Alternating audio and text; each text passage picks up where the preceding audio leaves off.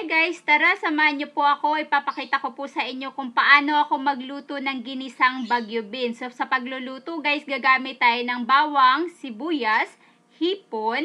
Naglalagay din po ako ng magic sarap, paminta, asin. At naglalagay din po ako ng konting toyo at konting pork cube. So tara guys, umpisahan na natin. So kapag mainit na po yung ating mantika, unang ilalagay po natin yung ating bawang.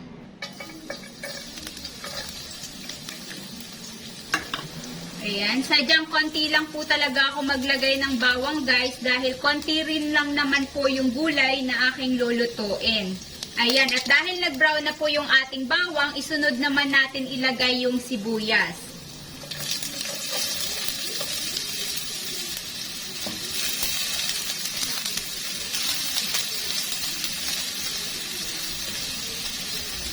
Ayan, so hintayin lang po natin din na mag-brown yung ating sibuyas at pagkatapos isunod naman nating ilagay yung hipon.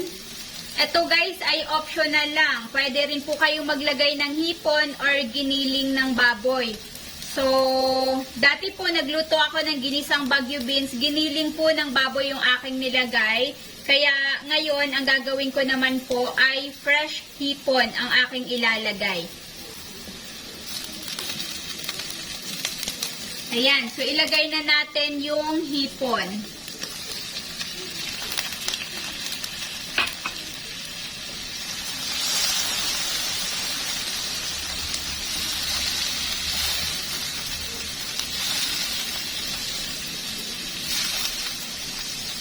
Ayan, so habang ginigisa po natin yung ating hipon sa bawang at sibuyas, maglalagay na po tayo ng paminta at mga seasoning.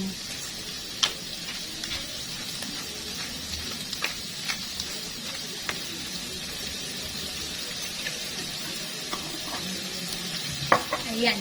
So, pakunti-kunti lang po muna guys yung mga panlasa na ating nilagay dahil mas madaling magdagdag kaysa sumobra. Sunod naman po natin na ilalagay yung gulay.